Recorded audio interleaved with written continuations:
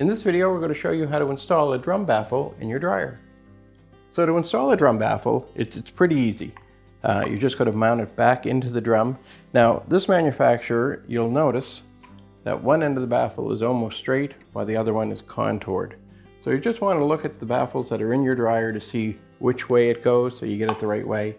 And this particular one is designed so that angle part of the baffle goes to the back. We're just going to bring our baffle in through the front and hold it up into place. And I typically look to go for the middle screw of the three that hold it for lining it up. So I'll just set the screw and just start it with my fingers.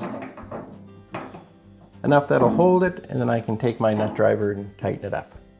Before I snug it down really tight, I'm going to want to make sure I'm lined up on the other holes for the screws to go into place easily.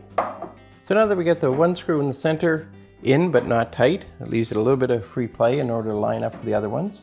Just move the baffle into place. So we won't tighten it right down either until we get our back one lined up.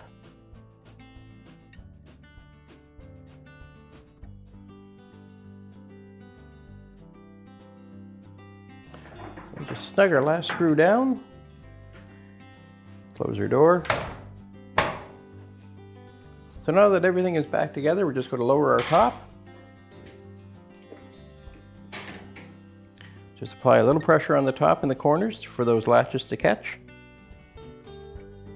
Now that they're secured, we just need to put our two screws here.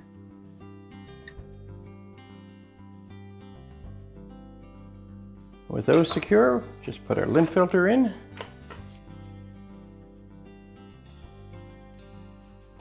Now the lint filter is in place, and that's just how easy it is to install a drum baffle in your dryer.